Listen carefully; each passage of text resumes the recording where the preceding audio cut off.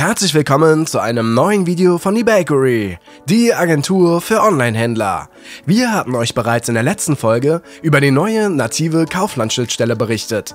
In der heutigen Folge kündigen wir die neue Otto-Schnittstelle von JTL Software selbst für JTL Wabi an.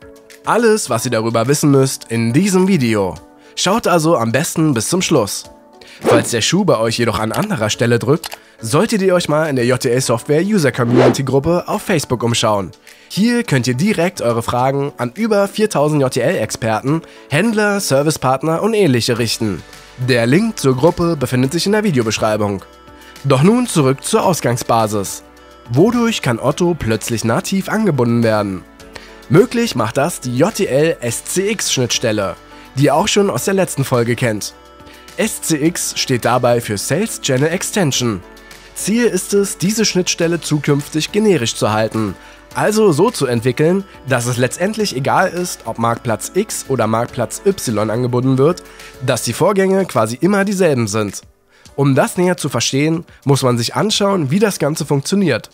JTL SCX besteht im Prinzip aus zwei Schnittstellen. Auf der einen Seite die Seller API und auf der anderen Seite die Channel API. JTL Wabi wiederum kommuniziert mit der Seller API. Den Gegenpart bildet die Channel API.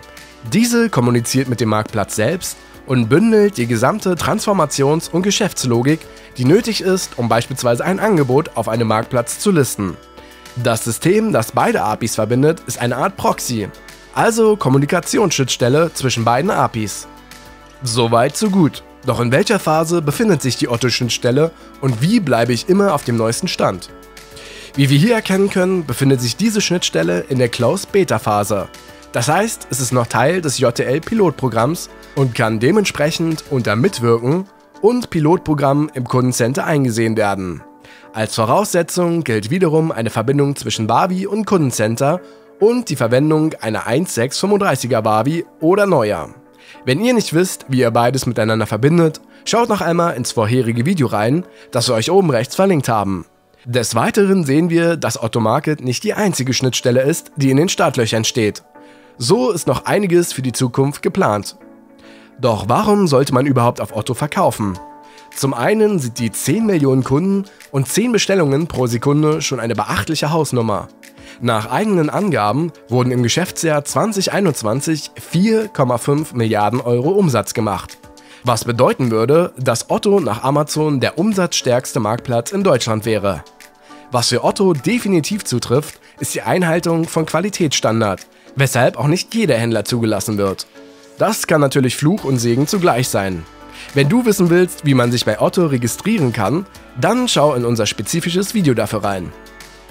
Falls du nun überzeugt bist, auf Otto Market verkaufen zu wollen, allerdings nicht warten willst, bis die native SCX-Schnittstelle von JTL in die Open Beta geht, dann haben wir einen Tipp für euch. Mit Unicorn 2 kannst du deine Produktdaten bereits jetzt schon aus JTL Wabi heraus ganz einfach auf Marktplätze wie Otto Market, Kaufland, Metro, Rewe und vielen weiteren übertragen. Damit kannst du ein komplett neues Klientel ansprechen, profitierst von der Sichtbarkeit und das alles ohne viel Aufwand. Unicorn 2 lässt sich 14 Tage kostenlos testen und ist entweder unter www.unicorn2.de zu erreichen oder kann auch über die oben rechts verlinkte Infokarte direkt heruntergeladen werden. Deine Lösung für Multichannel mit JTL. Solltest du hingegen bereits auf Otto verkaufen, dann teile uns doch deine Erfahrungen in den Kommentaren mit. Ansonsten, wenn es Fragen dazu gibt oder ihr die Anbindung in Profihand übergeben wollt, dann vereinbart gerne einen Termin mit unseren Experten.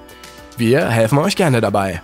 Für weiteren speziellen Content und wöchentlichen Livestreams zu den Themen Onlinehandel und Online-Marketing lohnt es sich, die eBakery Kanalmitgliedschaft zu buchen.